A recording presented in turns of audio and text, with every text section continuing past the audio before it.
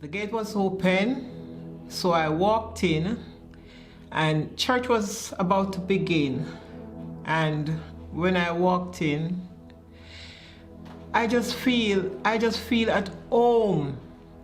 I didn't feel left out. I feel at home because the welcome I get when I come inside the church, it was just love.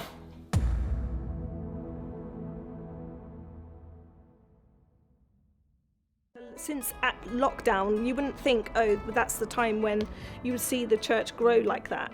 But it's just been incredible. I've been here, so 2 years, 3 months, 2 years, 4 months, and I've got friends that it feels like I've known them a lifetime, and you know that there is always somebody there that if you need prayer or you need support, somebody from the church is always there to kind of help you, to talk through with you, to pray with you. So it is like I've gained brothers and sisters that I didn't have before, but it seems like I've always had. Church is family, and I've experienced a lot like family-like, especially one example that I can give is during my wedding. It was such a phenomenal one because we just coming to the church and having to do wedding within a short period of time. I had lots and lots of people helping out, especially with one thing that I'll always say, that miracle that God did was using people to show that he can still do miracles today, which is feeding the 5,000, because it was like 2 weeks before time and I didn't know where food is going to come from for the wedding, and God used the family, the church, to help out in every way possible. People of diverse cultures, different backgrounds, and we get the opportunity to talk through whether it's social gatherings and connecting together in so many different ways, going on trips and things like that. So you get to connect with people and get to know them. But also on Sunday is not a couple of just 1 or 2 hours, it's pretty much like the whole day. So that's really lovely. It seems like God's really bringing in a whole range of ages, which is brilliant. And to me, that's part of being a family, that you're not just sort of a youth church, and you're not just an older church, you're trying to be a family. And yeah, that's really great when you see, especially on a Sunday afternoon now, where everyone's still hanging around and chatting, and you've got all age groups chatting to each other, and that feels to me what a family setup should be, and that you're in contact with each other. Oh, it's really warm and friendly when we first got here. Lynn and Anne were giving us lots of cuddles. We were outside in a half-built marquee. Daisy and Rob, I think, were leading worship. It was really good to be worshipping outside, but it just felt like how church should feel. There was a reverence during worship. The word was, as it is now, just very serious, direct to the point, and delivered with love. And yeah, it was everything I thought of. Really good fellowship after the service, and yeah, just really glad we actually came, and it felt different. There was something different about this place. I believe in church. I believe church is a major part of any family, any Christian family's life. Parents are responsible for your children and their faith, 100%. But I also believe the church family that you're in are also responsible for being the example, for coming around to work together. All those things are really important. I believe in the church. I moved back to Bristol from Wootton-under-Edge, and lockdown came within, less than 6 months of me moving. So living on my own, that was tough. But you know, the what we did with the cooking for the children and the children that weren't getting school dinners, that 3 months that we did that, I think it was 3 months, I might be wrong on that, but about that sort of time span, we got to know each other because it was lovely. Yeah, I was placed in this church by God. There's no doubt about that. And maybe 6 months after being here, maybe a bit less, I was diagnosed with stage 4 lung cancer.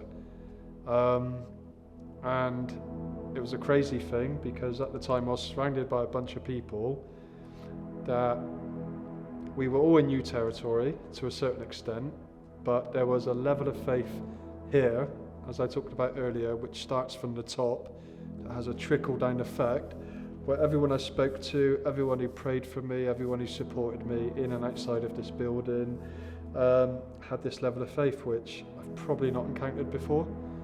And naturally that rubbed off on me. So I knew that was what I had to match to play my part. And as time went on, there's a huge testimony where God did heal me and take it away, to which God will always get the glory.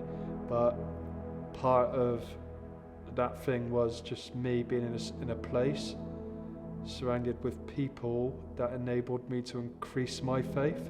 See, the thing about healing is that it doesn't always look the same, but all things work together for the good of those who love him and are called according to his purposes. I've got to mention you, George, I'm sorry. It's so good to see you today. I don't want to get emotional. It's so good to see you, but when I met with George a few months ago, I said, do you feel called to Hillfields? What happened? How did you end up here? He said, God told me to come. I said, well, God's still telling you. It doesn't matter what route goes on, what path it ends up, whatever bumps that might happen along the route, it's never going to leave you. When I came back to Hillfields 3 years ago, it was during 2020 when the restrictions were just kind of still in place, and they had set the church up to worship outside in the marquee.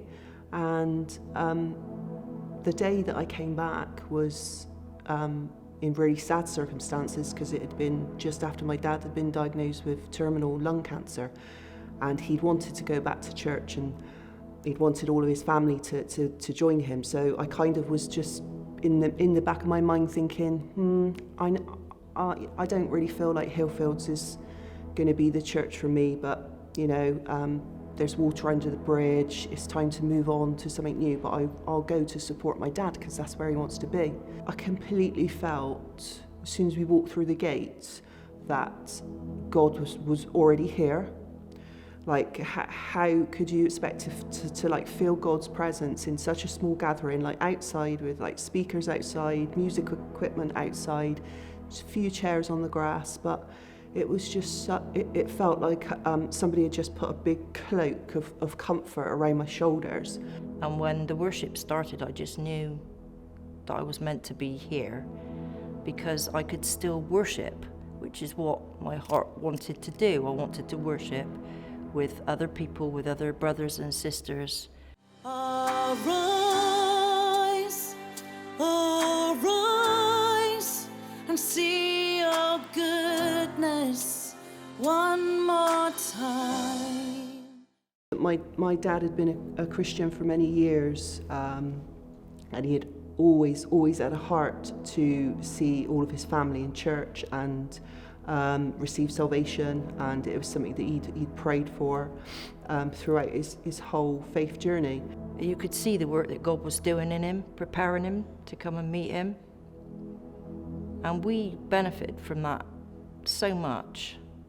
His wisdom, his love, his absolute love for his family. And he expressed a wish that all his family would be saved, and he was so excited when he knew that Jay was getting interested and talking about Jesus with him. He'd have various conversations with him, and we were just amazed by that. Still, he was still witnessing to him. He didn't have a fear of dying. He had a fear of how we would live and how we would be. That was all that he feared. The thing is after George died, something amazing happened. It's like it was so wonderful that even at his funeral, there were people, family members. When Rich, the pastor, said, "Is there anyone would like to become a Christian?" And there was, were hands put up from the family. I've never heard in a lifetime. I've never heard of anybody receiving salvation at a funeral, and even that to me is just like, I feel like that's a miracle. Most of us in the family are now Christians, and we've got that hope. We've got that hope that one day we're going to see George again. That doesn't stop the heartbreak, how we feel about not seeing him on this earth. Of course it doesn't. But we know that we're going to meet again. So it's kept us above water. And I think that's truly amazing. Right up until the last few weeks from when he died back last October, you know, family members have been getting saved. My sister, you know, who's in her early 70s. My brother's children, or George, his son-in-laws. You know, I could go on and on and on. It's just absolutely amazing what God's doing. Even though George is with him at the moment, he's still working. God's still working. So when Jay finally agreed to give his life to Jesus, we were all just so emotional, so overwhelmed by it.